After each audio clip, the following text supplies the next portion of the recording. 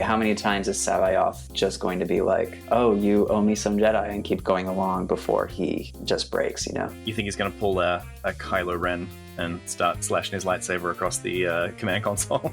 Yeah. He's going to crush Thrawn's head between his thighs. There's a different type of lizard in a different galaxy that makes your thighs weaker. It's because they have predators that have very large calves that chase after them.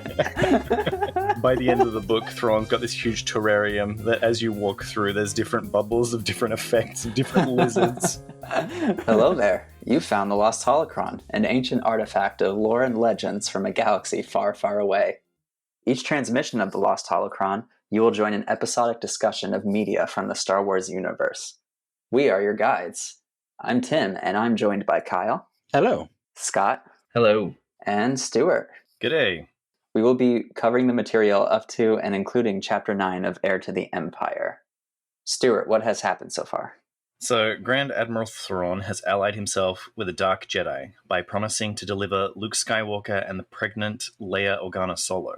Master Joruus C'baoth shows to be an impatient man, as the first kidnapping attempt is foiled by Luke Skywalker's warrior prowess. Despite the New Republic needing to raise its diplomatic image, logistically, it's easier said than done, while they are still at war with the Imperial Remnants. Leia is torn between her diplomatic duties and Jedi training, while Luke is stuck between being the last of the old Jedi and the first of the new. And today, before we pass it off to anybody else to discuss what happened in this chapter, there's one thing that I'd like to address, and it is that we have a really strange planet name, and two of them, actually. This took place in the Zahn system, and I would like to know how everybody read the BPFASSH planet name. So the audiobook says it's Bibfash, like Bibfash. Yeah, so... See, I just read it as a fart. Just a quick up.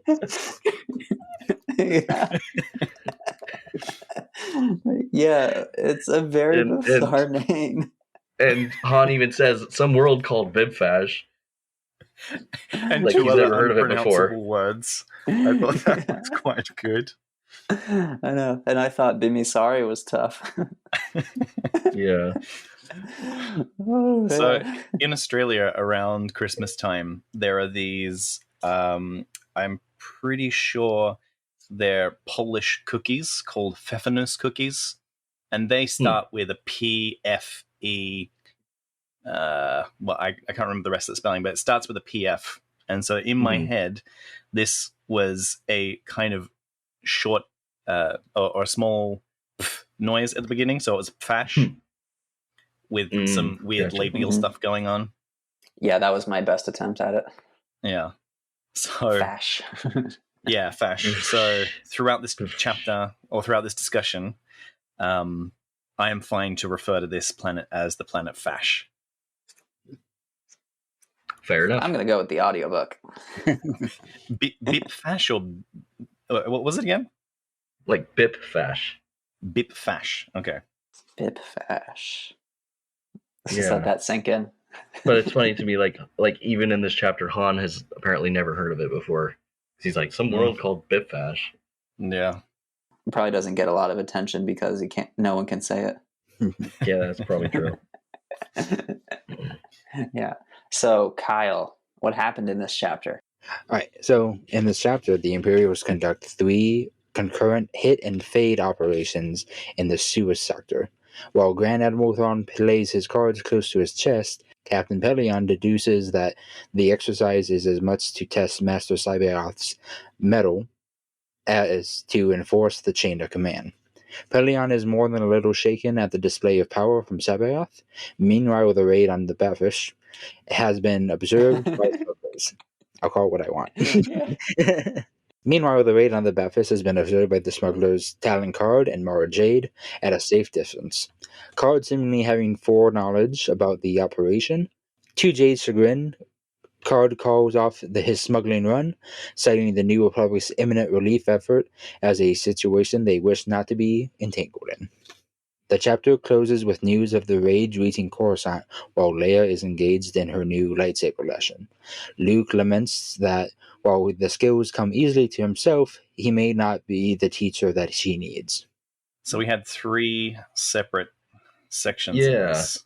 Yeah, We got the Yeah. Imperial section. all very interesting sections. Yeah. Yes. Yeah, we had our first 2-part last time, and then we got our Yeah. It's pretty 3 hustling and bustling galaxy. All right, so let's take this in the order that it came out in the book. What did you guys think about the Imperial raid on Fash and the 2 other unnamed systems? I thought it was kind of not really fair. It's like, oh, let's just like, hit him and then just like, hit him and quit him. Let's just get out of here. Yeah. It's almost like they're just trolling the system. It was just exactly. It was a very like space drive-by kind of feel. Yeah, exactly. Like a drive-by, yeah, for no real reason except for to test his new little military play toy, C'baoth. Yeah. I love that moment of recognition from Pellaeon when he turns around and C'baoth's in his battle meditation and he's just like looks really strained, but he's commanding these people across, I think it said tens of light years, right? Yeah, it was some kind of great distance. Like Yeah, that, huge distance. And Pellaeon just gets like this chill up his spine. He's like, oh man, the Force is super scary. Yeah, he's like, this is legit. I kind of got that feeling of the in the first movie when they're around the discussion table and the guy says to Vader, oh, your superstitious ways are from an old dead religion, and then he chokes him at the table, and there was like that moment of recognition of like, oh, maybe this religion has something to it. Oh yeah, 100%. What do you guys think Thrawn was feeling with that?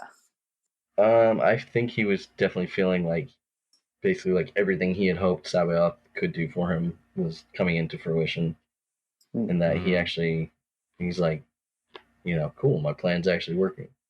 Yeah, I didn't think he was intimidated. I think he's been around the Emperor enough and Vader enough to know like what was going on or have some expectations, and he's got the Islamari as well to help have that kind of like last line of defense that C'baoth can't cross. But he also kind of flexes his Islamari at the same time with C'baoth at one part of the scene. So he's like, just in case you try and do anything funny, I got my Islamari right here. Mm-hmm. It is kind of mind-blowing to me that, a Force user can have this much power, that he is causing this much damage, but not if there's a lizard nearby, then he can't.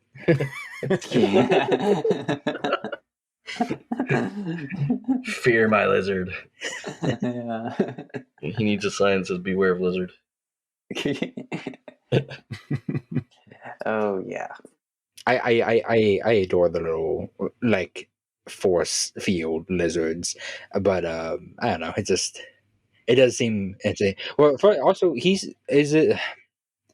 I know these books were made before the prequels. Is this highly powerful for a Jedi? Is this like somebody who like they know Jedi and like, oh, this is crazy, or this is somebody who was like, I've never seen a Jedi and this just is crazy because I've never seen a Jedi.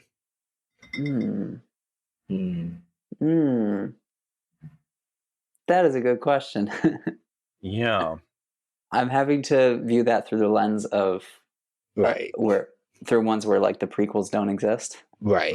So that is something I'm curious about. Like if another Jedi was there, would they be like, "Oh, I do that on Tuesdays"?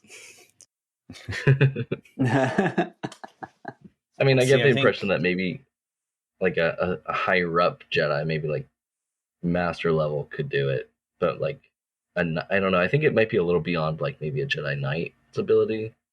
What do you guys think?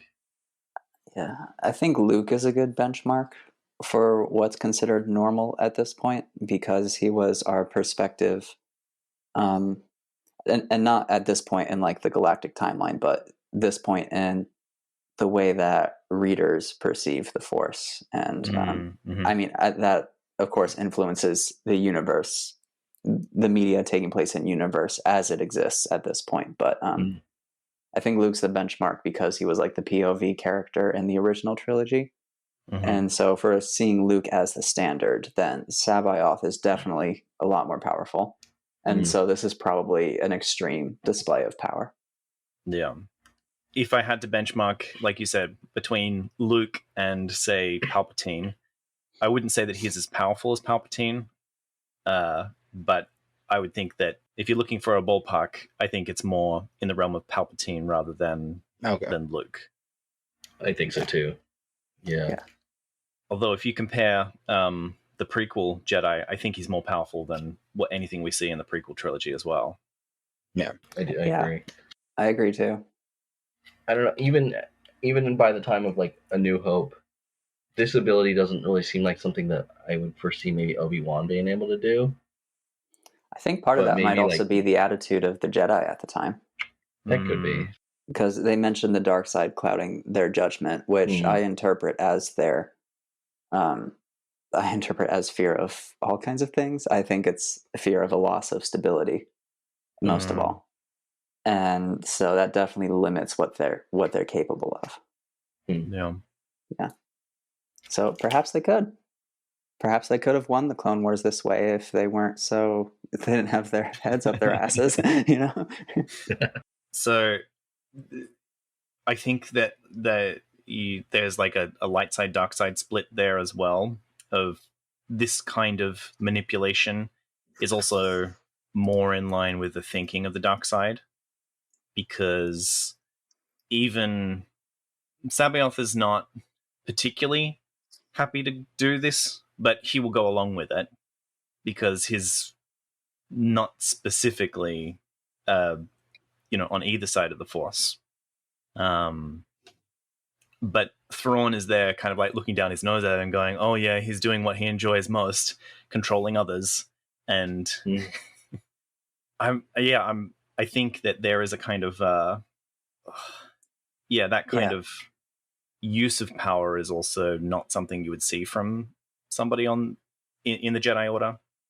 Yeah, it does seem a lot more dark side, because I would see the light side version of that being more like boosting the morale and empowering others to make good decisions within battle. While this is straight up like, I am playing a strategy battle game on my computer, and I am directing my forces.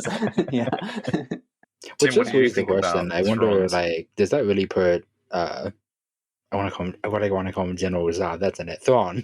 Does that really put Thrawn to shame? Where like he's a commander, and he leads people, but C'baoth is just like truly leading, like showing the armies what to do. I wonder if Thrawn sees him as cheating in a way. Thrawn probably likes his methods more because he has more pieces and factors to consider, because he can't just override people's minds. Yeah.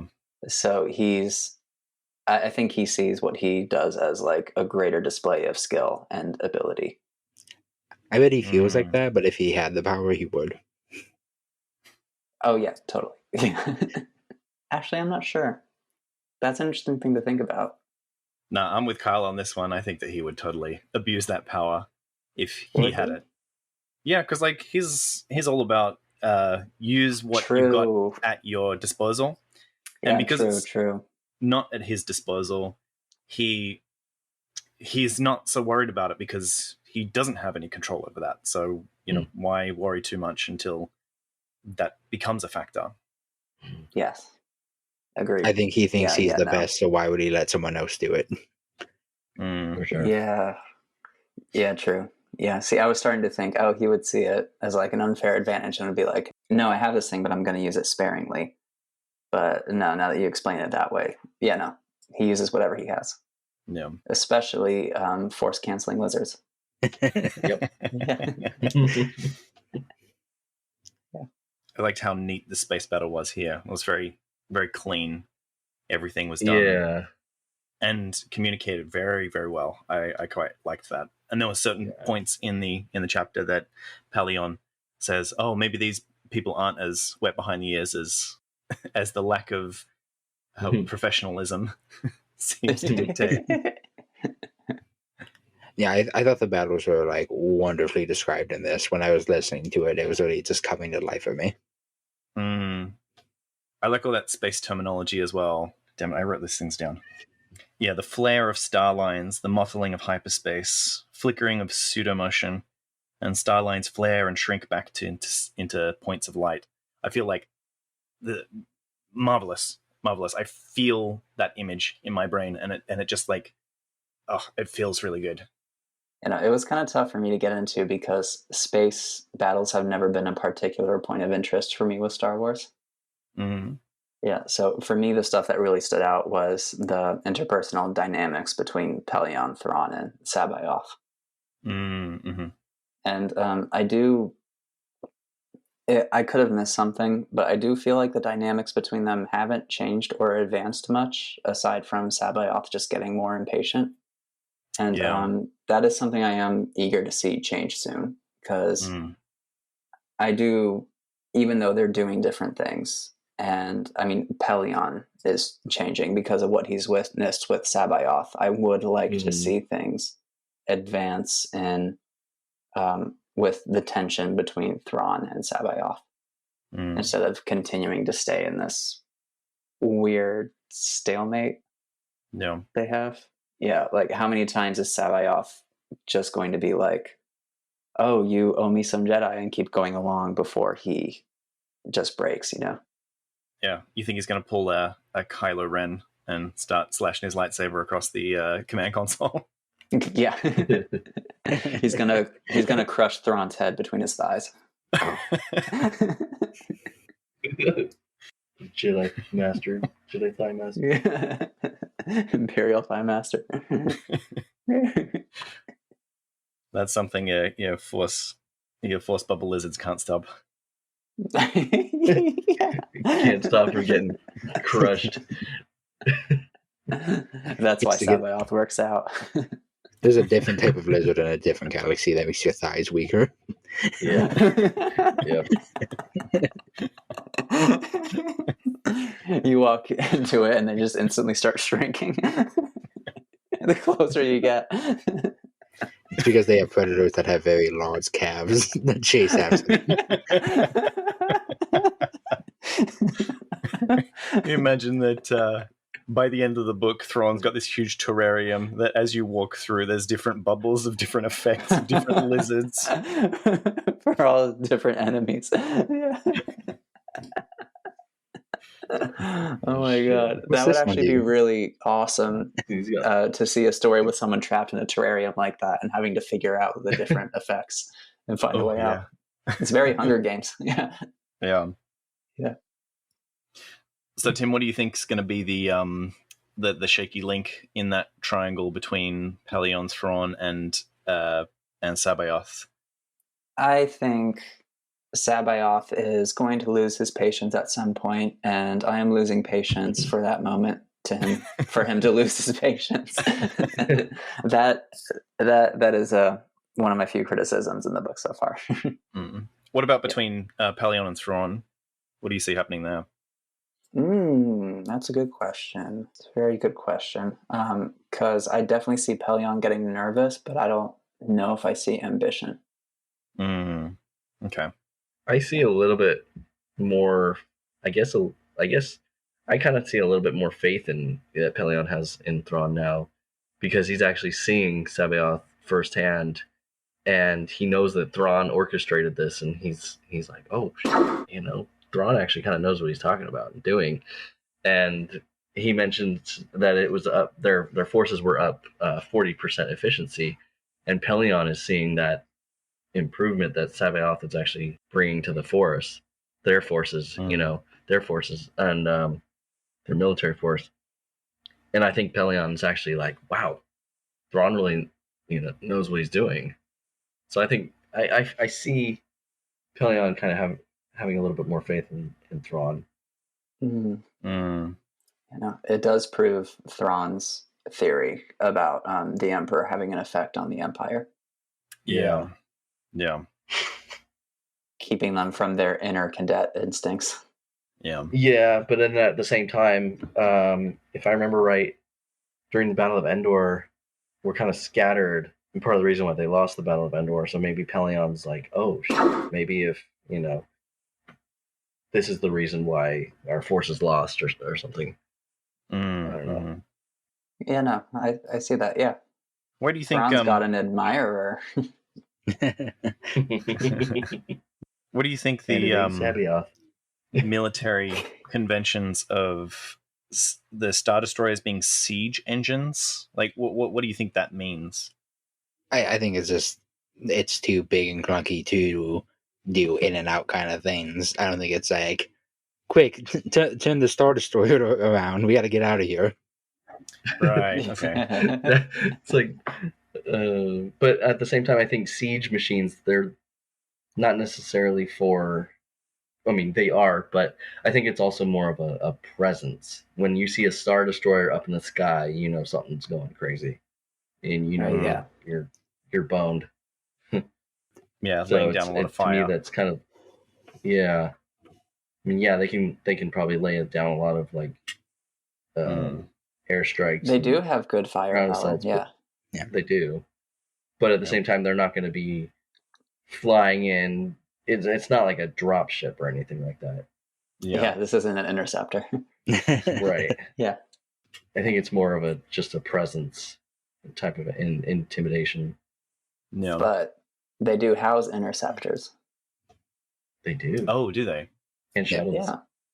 Okay, I wasn't sure if they were part of the craft or if they are part of a fleet.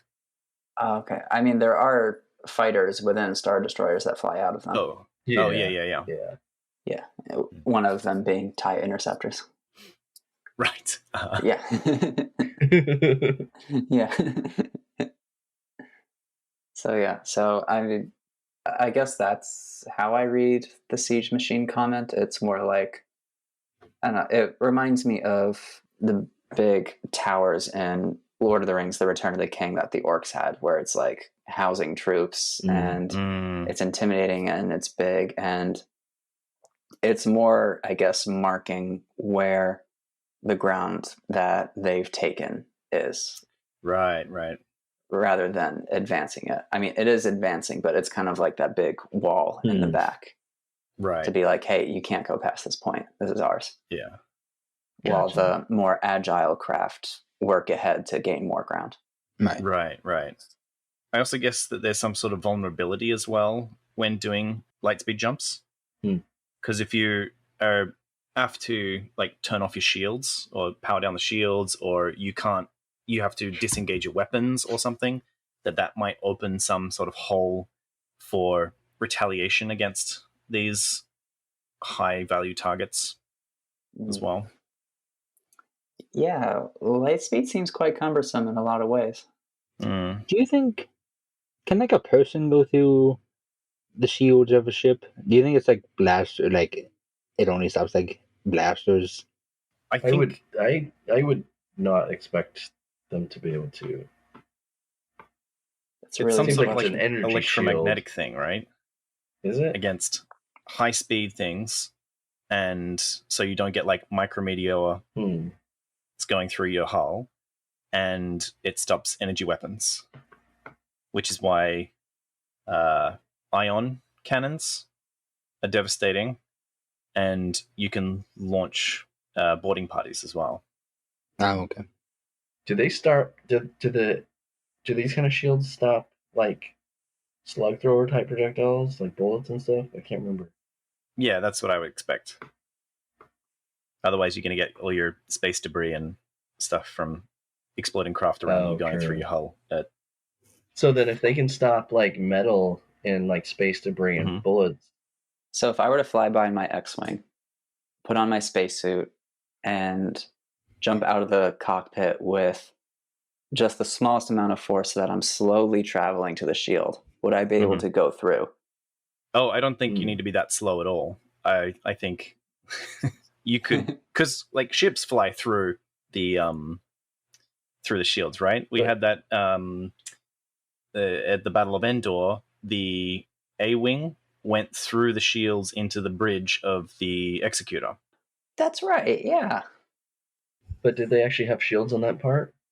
It would be a pretty devastating place not to have shields. Yeah. But I mean, if they can stop like space debris and stuff, how come they can't stop an A-wing? Thrawn would have a lot to say about them and their lack of shields on the bridge. I think it's a speed thing. Like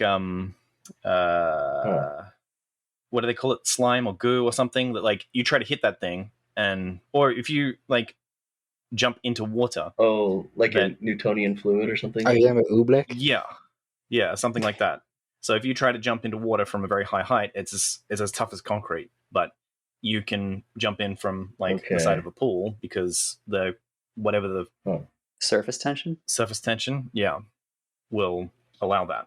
And so I think when you fly your ship by, if you want to have a boarding party, or even I think one of the books, Vader jumps out of his TIE Defender and lands on the ship and then just like rips it apart because he's all self-contained in his suit and just like smashes through the outside of this craft. That was a pretty cool scene.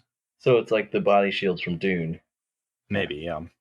There was an episode of Clone Wars where Ahsoka was teaching Onderonian citizens how to take care of destroyer droids, where she teaches them to just like run up and then like slowly roll a thermal detonator so that it can pass through their shields and explode inside. Yeah. I also remember that in Rebels. Yeah. Oh yeah, they did do it in Rebels. Yeah. Where they taught they had to teach that one like really what's his name? He was in Rogue One. Oh, Saw Gerrera? Yeah, they had to teach Saw Gerrera how to do that. Yes. Oh yeah. Good times. The slow blade penetrates the shield. Yeah. So yeah, big battle and they just dip out. Yeah, hit and run. They're like, we did the thing. It worked. I do like the naming of this convention as well, the hit and fade rather than hit and run, because like with that pseudo motion that they call of the light speed jump, that kind of fading seems like really, really cool. I don't know if we use hit and fade in real life, but I've never heard it before. Never heard it, but it sounds really cool. It's something that we might have to start using. I could see someone taking a hit and getting faded, but not hit and fade. Hit and disintegrated. So as this happens, Talon Card and Mara Jade are witnessing. Mm-hmm. Yeah. They're like, yeah, we don't want to be a part of that. Yeah. I wonder where Card is getting all his information from. Yeah. Regarding what? To be in the right place at the right time. Yeah, this does feel a little too convenient. Because it does feel like, why would he just be there? Why would he just be there? Just happen to be there? Why would Talon Card, third party? It does say they had a shipment. Yeah, but did they just like... At the same time, yeah, it just happens to be in the same. Yeah. Right. Although it made it sound like a reoccurring shipment. That like, oh, we'll just get them the next time. So I think this is a regular thing. Right. But he might have an informant or something inside the Imperials that he's getting this information from. And they're doing whatever shady things that they're doing. They're DoorDash or something.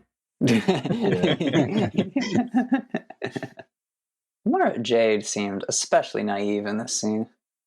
Yeah, it seemed a little out of place for somebody who seems to be some sort of like ex-Imperial something. We're not sure at this point.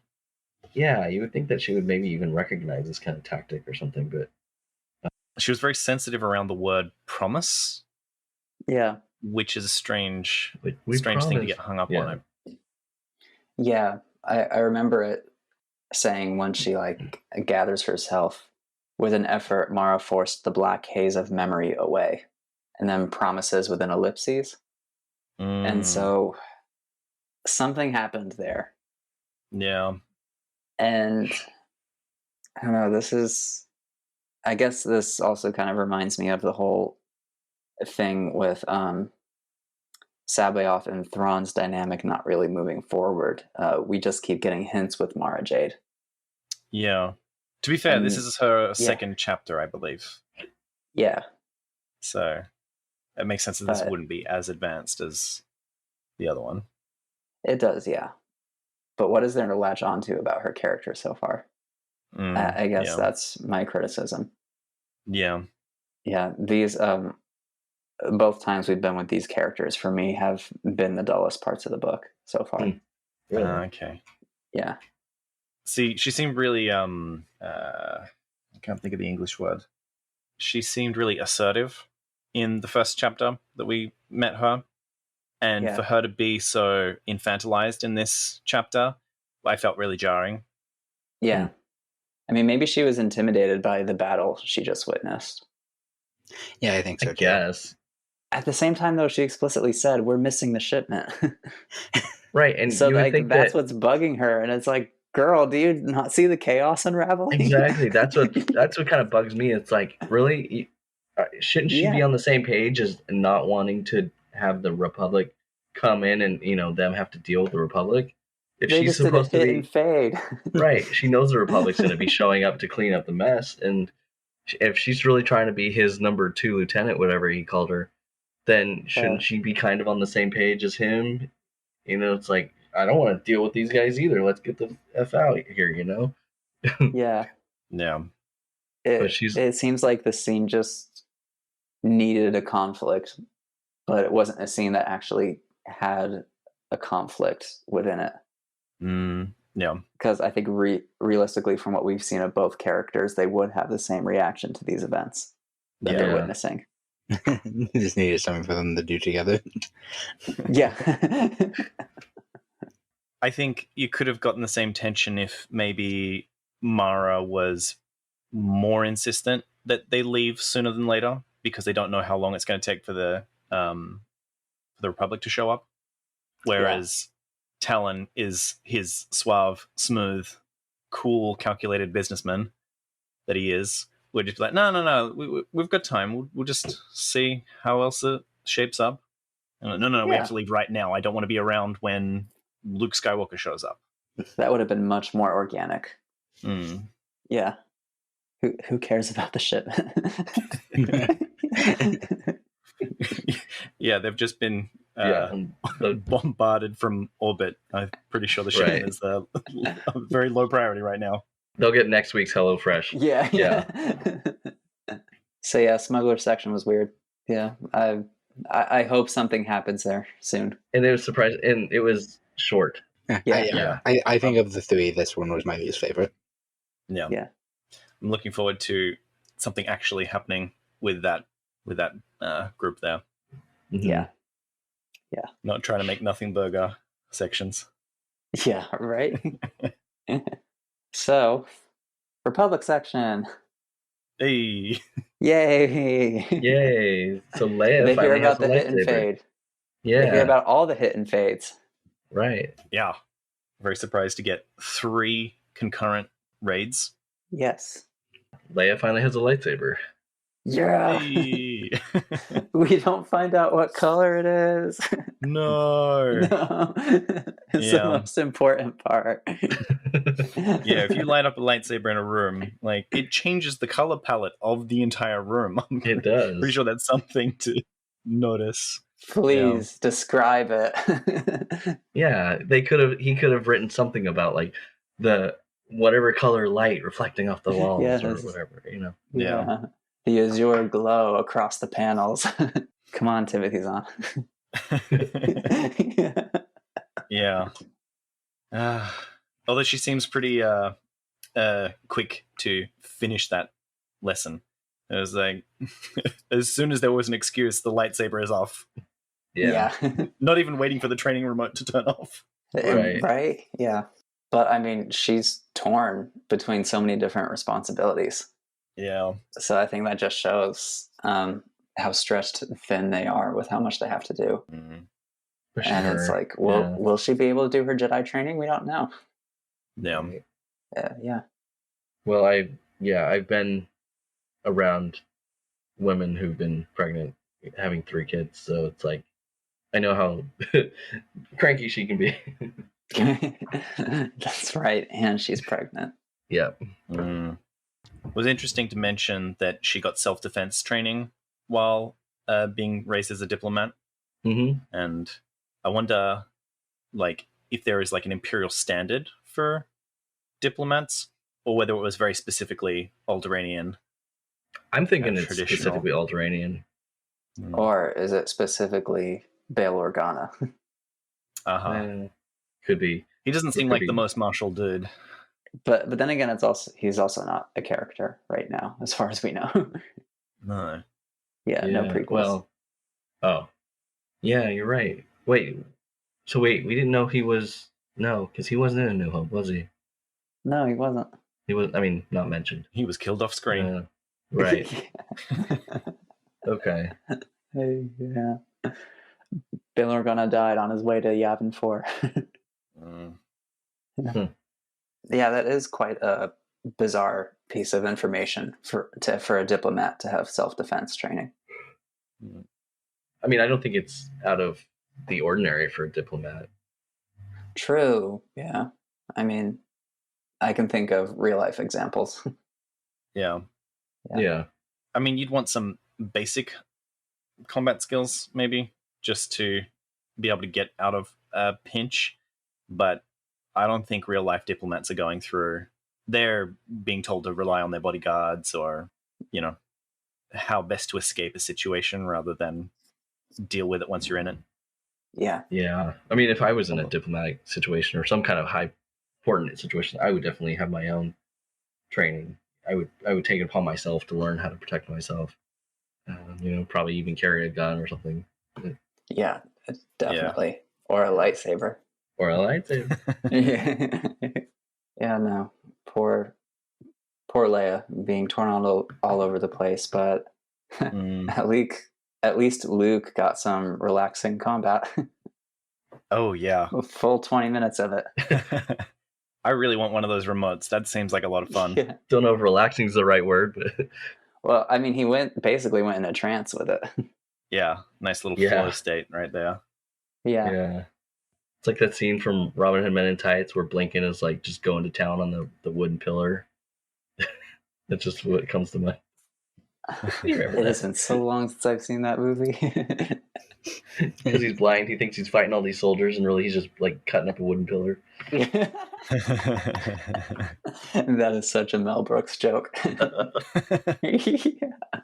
I do really empathize with Luke in this situation, though, because that's a real big responsibility to have on you. And yet, teaching's a skill. It's not the same as acquiring the skill itself, because you have to have this meta knowledge of what it's like to acquire the skill. And most people, when they go through this, they completely forget what it's like to be a student and to pick up those skills. And that's why you go to YouTube and you look for tutorials about how do I do this thing.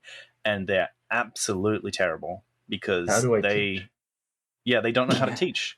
They just know that, I do this thing, and they don't know about the 5 subconscious things the 5 subconscious choices that they're making along the way.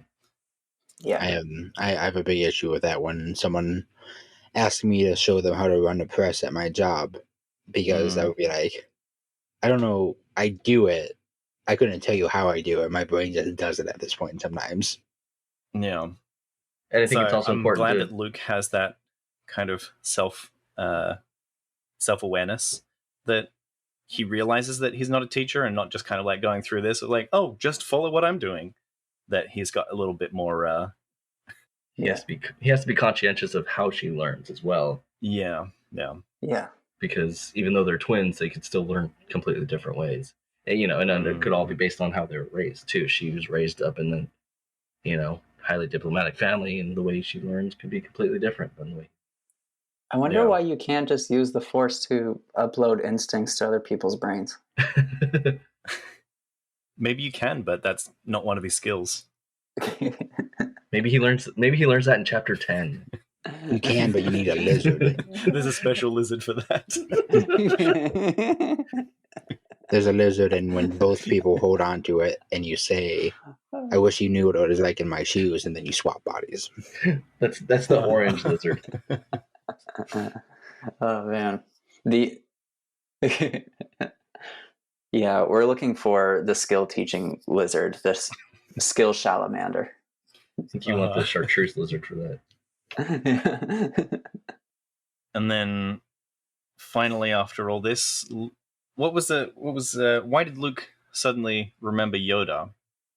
I think it was I think it was a coincidence. He woke up from his little daydream, and his brain was like, "I gotta go to Dagobah. I don't know why. I don't think Yoda's there anymore. Like, I think his spirit's is gone. But I think I don't think his brain is saying Yoda's there. His brain's saying go to Dagobah, and he thinks Yoda. Just like in Empire, he's waking up on in the ice. Go to Dagobah. Dagobah. The Obi-Wan comes to him and says, "You will go to the Dagobah system." Yeah. Mm-hmm. I thought it was because the trance he got in reminded him of his training on Dagobah. Yeah, and so he created an association. Yeah, it was that it was the raid on Fash that he can't go to Fash because some Jedi went crazy and did some massacre during the Clone Wars, and then Leia says, "Oh, one of them got as far as Dagobah," and then he's thinking, "Oh, I wonder why Yoda never mentioned this," and then tried to think about whether he would sense Yoda or not on the system. So two things: Jedi went crazy during the war, which understandably so. That's right. Yeah, they don't like Jedi. Given what we know about the Clone Wars now, I'm surprised many of them didn't get some PTSD, crazy stuff. But and I'm guessing that's kind of what is being hinted at here, that they're just being broken by the war in some way. My goodness, guys, there's a lot in this chapter. Yeah, there actually is. I kind of miss when it was just one section. Yeah, same. One perspective. Much easier to talk about. Yeah, the 3 parts, because it's not a particularly long chapter. There's just a lot to it. Yeah, there's a lot to dig into. But then there's also, it seems like Luke hasn't told anybody about his time on Dagobah. Like, he totally dropped off the map for that time. Right. Because he doesn't Dagobah is not significant to Leia at all, so he hasn't mentioned it to her. And, I'm sure he's not talking to C-3PO about it. But even still, he's not getting the computers wiped, or like he's not power cycling his machines, his X-Wing and R2. So, and he won't let anybody touch him either. So yeah, which feels like a disaster waiting to happen. Yeah. Poor R2's gonna get a virus. Oh man. Yeah. And then his true gangster will come out and we will all die. R2 kills the Star Wars universe. The whole reason that he can interact with the Willis is that he hasn't slept in, how long has it been? 6 years or 7 years? So yeah, good on Luke to realize that he needs some guidance, and now he's gonna go to Dagobah and hope to talk to Yoda. Anyone else have any other thoughts on the chapter? I wasn't a big fan of this chapter. Overall, like, I did enjoy the space battles, but I feel like they, I don't know, they spread it out too much. Even though there's a lot to it, my ADD brain kind of liked it because it was like, oh, something new, you know. Yeah, I quite enjoyed this one. I actually did like this chapter. Yeah. For me, it felt like a lot of reaction to other events, and so and I mean, that's fine. It happens in stories. My brain just tends to get most excited by action, people being proactive. Yeah. And so when the space battle starts, it's like, heck yeah! And then I'm reminded of the Thrawn C'baoth tension, and still not seeing that move forward. And then I dip out. Then we get the smuggler section. Mm. And then the Republic section, we get a lightsaber, and that's cool. Yeah, I liked one of the most interesting parts about this chapter for me was finding out about Dark Jedi going from Badfish, whatever we're calling this place, Badfish, to Dagobah, and that makes me wonder if Yoda had known, and then the cave that Luke goes into to kind of face himself, he has the vision of Vader or whatever. To me, I was thinking that those Dark Jedi from Bibfash could have been what caused that dark presence within that cave. You might be onto something. Right. Well, guys, we will find out what happens next as Luke heads off to Dagobah. Han and Leia go to investigate the crazy hit and fade that happened. Thrawn and C'baoth continue to just flirt with each other about power, and the smugglers continue to observe. So, this has been The Lost Holocron. You can find transcripts, links to discussions, and more at our website, lostholocron.com. While you're there, you can learn how you can support the creation of future episodes. Read on, and we will be waiting for you in the next transmission. We would be honored if you would join us.